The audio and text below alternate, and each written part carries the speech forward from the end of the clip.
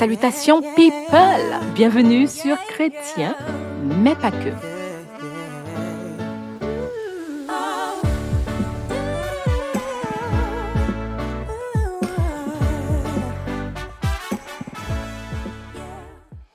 Chrétien, mais pas que, est le podcast fait sur mesure pour 3 chrétiens qui souhaitent enfin sortir de ta zone de confort, quitter ton matelas à mémoire de forme, pour le chrétien qui souhaite tout simplement décupler son plein potentiel dans tous les domaines de sa vie. Et tout ça à réaliser en une seule vie. Ici, nous parlons spiritualité, santé, finances, entrepreneuriat, relations humaines et dons et talents. Je suis Annie, ton animatrice. Je t'invite à t'installer confortablement. Nous passerons un agréable moment. Let's go!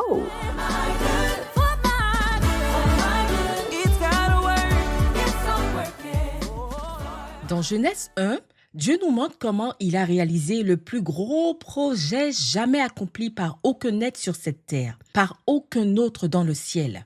Dieu nous délivre tous ses secrets, toutes ses pépites pour nous aider dans notre parcours sur cette terre.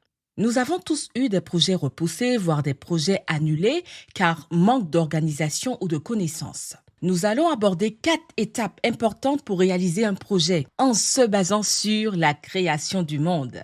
Genèse 1 au verset 2 dit « Au commencement, la terre était informe et vide. Il y avait des ténèbres à la surface de l'abîme et l'Esprit de Dieu se mouvait au-dessus des eaux. » Cette première étape, je l'appelle la révélation, la vision. C'est ce moment où tu es embrassé d'un projet qui te tient à cœur et que tu sais que ce projet t'est destiné. Tu peux douter, tu peux te demander si tu as la force nécessaire, le fameux syndrome de l'imposteur. Tu peux t'inquiéter, tu peux t'impatienter, mais dans ton cœur, malgré tout, dans ton cœur demeure une certaine paix. Tu manges, tu penses à ce projet. Tu t'endors, tu penses à ce projet. Tu prends ta douche en pensant à ce projet, même quand tu conduis. Tu as des idées qui te viennent en tête, tu te mets sur le bas-côté et là tu enregistres les idées pour ton projet. Plus tu parles du projet, plus il devient réel. Te voilà avec cette vision depuis quelques jours, quelques semaines, quelques mois, quelques années. Que décides-tu de faire? Quand tu as un projet, confie-le à Dieu. Ne pense pas que Dieu se moquera de toi, non. Ne pense pas que tes épaules sont trop petites pour un projet d'une telle envergure. Tu es encore dans ta zone de confort à l'étape de la vision, alors vas-y, respire et parle à Dieu. Psaume 91 au verset 15. « Mon enfant m'invoquera et je lui répondrai, dit l'Éternel. » Alors vas-y, la ligne divine est à ta disposition. Prie pour que Dieu soit au centre du projet, qu'il t'apporte les clés nécessaires, la provision. Tu ne vivras pas d'amour et d'eau fraîche. Que Dieu t'apporte les associés, les partenaires, un bon réseautage. Et ainsi, tu pourras mener à bien ce projet, car quand l'eau va tourner au vinaigre, seul Dieu pourra changer cette eau en vin. Nous verrons au cours de notre aventure biblique toutes ces personnes qui ont réalisé de grands projets, de grands exploits en laissant Dieu guider leurs pas. Aujourd'hui, il est question de toi. Tu sais que ce projet est un projet qui va changer ta vie, celle de ta famille. C'est un projet qui peut motiver, impacter, inspirer les personnes autour de toi. Alors fonce en mettant Dieu au premier plan. Mets de côté tes émotions et laisse Dieu déverser son onction. Quand tu as un projet, investis dans ce projet. Investis ton temps. Tu ne pourras pas aller tous les week-ends au cinéma. Lundi, joyeux anniversaire. Mercredi, joyeux anniversaire. Vendredi, joyeux anniversaire. Et dimanche, joyeux anniversaire. Non! Dans les plans bowling, tu es là. Plan grillade, tu es là. Plan plage, tu es là. Tu ne peux plus être aussi disponible qu'avant. Quand tu sais que tu as un projet sur le feu, tu dois rester dans ta cuisine. Investis ton argent. Vous avez maintenant des contenus qui sont gratuits sur les réseaux sociaux. Si vous ressentez le besoin de vous former davantage, payez pour suivre une formation, payez pour suivre un bootcamp, payez pour un coaching, achetez des livres. Vous savez que ce livre vous permettra de gagner en efficacité. Au lieu de demander à tout votre répertoire téléphonique, « Hey, dis-moi, est-ce que tu peux me passer tel livre, s'il te plaît? Dis-moi, dans ta bibliothèque, tu n'aurais pas tel livre? » Ok, vous me direz, non, mais Annie, l'argent ne se trouve pas dans les cocotiers, je sais. mais voyez ça comme un investissement et non une dépense. Vous investissez sur votre avenir. Investissez dans un bon matériel. Vous avez un ordinateur qui vous plante toutes les 45 minutes. Il s'éteint. Et votre projet est basé sur quoi? Votre projet est basé essentiellement sur le digital. Mais vous irez où comme ça? Les bons ouvriers travaillent avec de bons outils. Quand tu as un projet, fais preuve de discrétion. Ok, tu es enthousiaste, tu as envie de partager cette vision. Parfois, tu es même en pleine phase de doute. Tu as besoin d'être rassuré, mais ne laisse pas les émotions te faire manquer de discernement. Une entrepreneuse à succès a dit un jour qu'elle est restée 6 mois sans dire à ses proches qu'elle avait débuté un projet qui était la création de magazines féminins, qui aujourd'hui est un magazine à succès avec plus de 3 millions d'abonnés, des événements, des formations et un business à 6 chiffres. Elle raconte: il y a 10 ans, je créais ce magazine dans ma chambre, seule avec mon ordi, mes idées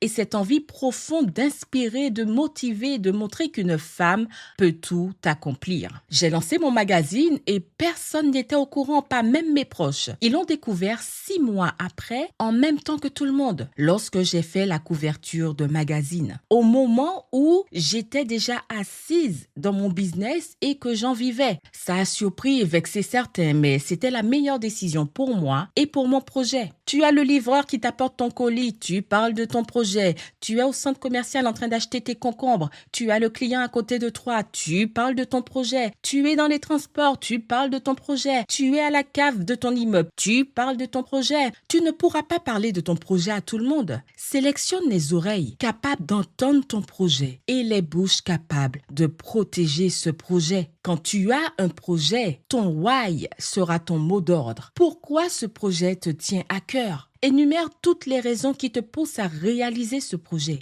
Quand tu feras face à certaines complications, ce pourquoi sera un booster.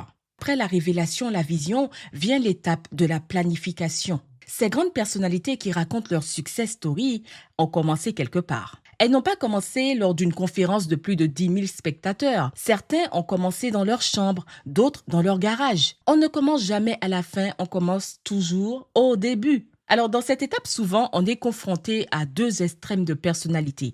On a l'impatient. Alors, l'impatient, il a hâte de passer à l'action. Rester devant son bureau, non, c'est pas son fort. Méthodologie, organisation, c'est pas vraiment pour lui. Alors, quitte à commencer et à improviser en cours de route, il passe à la réalisation tout de suite. Alors, l'avantage, c'est qu'il passe à l'action. Il ne se préoccupe guère du fameux syndrome de l'imposteur. L'inconvénient, c'est qu'en bâclant l'étape de la planification, il risque de passer plus de temps à réaliser son projet car il devra l'ajuster en cours de route avec les urgences, avec les imprévus. Et nous avons l'autre extrême, les perfectionnistes. Les perfectionnistes peuvent passer 2 mois à planifier une seule étape. Avantage, c'est qu'ils s'assurent de cocher toutes les cases avant de passer à l'étape suivante. L'inconvénient, c'est que parfois le perfectionniste, il craint le passage à l'action et il se réconforte dans la stagnation ou encore dans les tâches mineures. Il faut trouver le juste équilibre. Il faut tout d'abord bien définir ses objectifs et rester réaliste. Commencez petit, évitez la complication qu'on ne maîtrise pas. Dieu n'a pas créé les animaux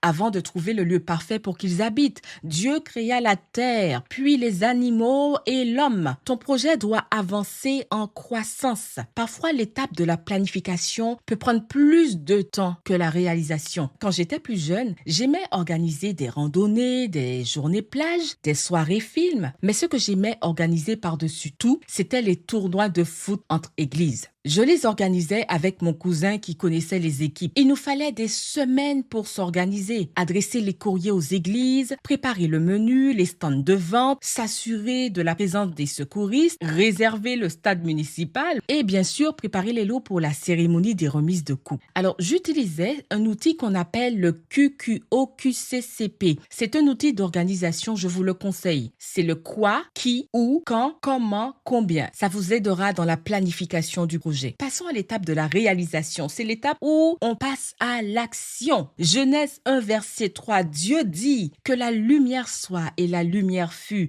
Dieu passa à l'action et il se mit à créer. Son objectif était de créer. Dieu resta focus sur son objectif. Il créa. Dieu créa le ciel, la mer, les sources d'eau, les luminaires, les oiseaux, les poissons, la végétation. Dieu créa. Mais si Dieu n'avait pas décidé de passer à l'action, il serait resté bloqué dans Genèse 1 au verset 2. La terre était informe et vide, les ténèbres à la surface de l'abîme et l'Esprit de Dieu se mouvait au-dessus des eaux. Ça veut dire que l'Esprit de Dieu serait toujours au-dessus des eaux. Et bien entendu, l'homme, l'homme n'aurait jamais vu le jour. Le peut-être est le cousin du jamais. Tant que tu doutes, tu ne bouges pas. Michel Coury. L'envie sans l'action reste une illusion. Napoléon Hill. Il te faut passer à l'action pour réaliser ton projet. Avance un pas à la fois, mais avance. Quand tu passes à l'action, travaille intelligemment. Je lis souvent sur les réseaux sociaux, il faut travailler dur. Mais entre travailler dur et travailler intelligemment, je préfère la deuxième option. Je vous raconte une histoire qui vous permettra de comprendre ma pensée.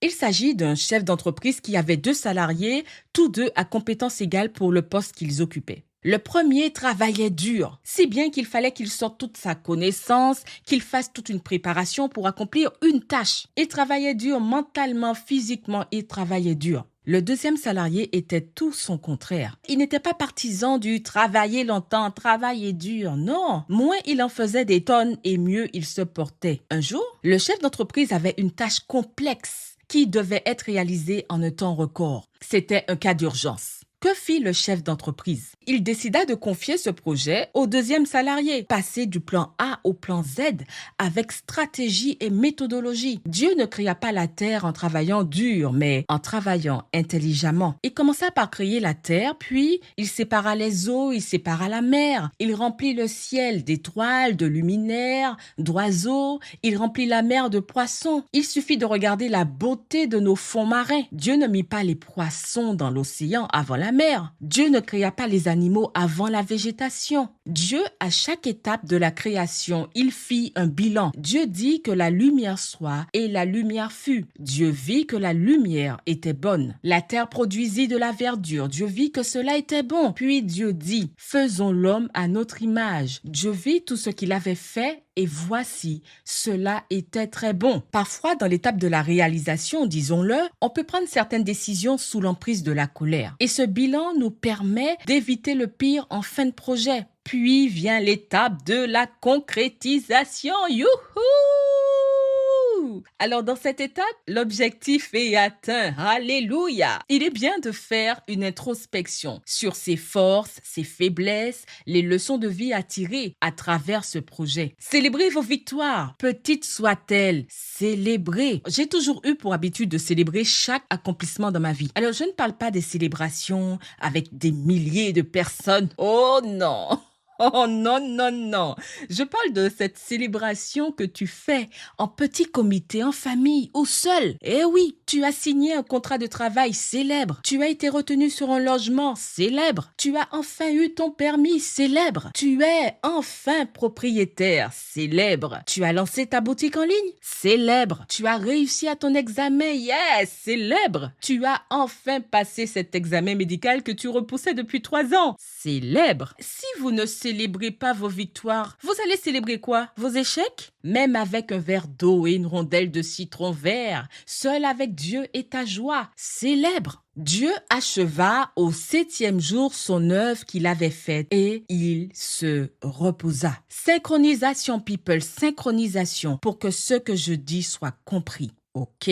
Je lis souvent ces citations toxiques. N'arrête jamais de travailler, tu te reposeras dans ta tombe. Travaille dur, tu te reposeras dans ta tombe. Bosse à 300%, tu te reposeras dans ta tombe. Coach, créateur de contenu, ne repostez plus jamais ce type de conseil. Ça s'arrête aujourd'hui. En quoi cette citation est motivante? De toute façon, qu'on travaille dur ou pas, on se reposera tous dans notre tombe. En quoi cette citation me donne envie d'exceller dans mon activité? Dieu s'est reposé après la création. C'est comme demander à un alpiniste de gravir une montagne et de redescendre sans avoir été au sommet pour admirer la vue et célébrer sa victoire. C'est comme planter un cerisier, l'arroser, lui donner des nutriments pour la pousse et à peine le cerisier en fleurs, on le coupe. Ça n'a aucun sens. Vous ne pouvez pas transpirer physiquement, mentalement, financièrement pour un projet et ne jamais en profiter. Avec ce type de citation,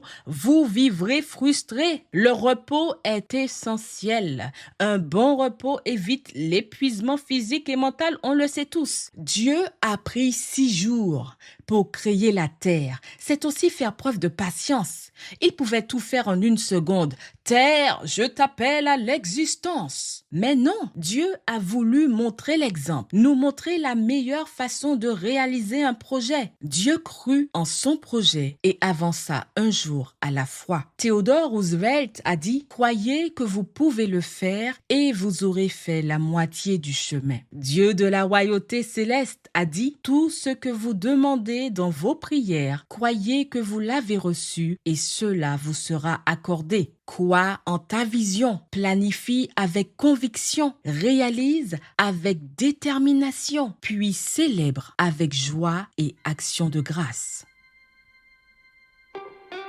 Prions. Père Céleste, nous te remercions pour cette transmission de savoir. À travers la conception de la création, tu nous montres comment réaliser nos projets sur cette terre. Nous mettons notre confiance en toi, car nous savons que les projets que tu as mis dans nos cœurs sont des projets de paix et de bonheur. Que ton enfant ici présent passe à l'action, car tout se joue en une vie, tout se joue sur cette terre. Décuple notre intelligence, affine notre discernement, accroît notre sagesse. À toi soit le règne, la puissance et la gloire au siècle des siècles. Amen. Quel que soit le coin du globe dans lequel tu te trouves, quelle que soit la situation dans laquelle tu te trouves, que la paix de Dieu soit dans ton cœur et que le Saint-Esprit y demeure. People, vis sur terre, mais vise le ciel. Hey! On y va tous en chœur, alto, ténor, soprane, basse. Vis sur terre, mais vise le ciel. Vis sur terre, mais vise le ciel. Si ce contenu t'a plu, je t'invite à liker, t'abonner, commenter et partager. Ta famille et tes amis aussi doivent être sauvés. Mouah!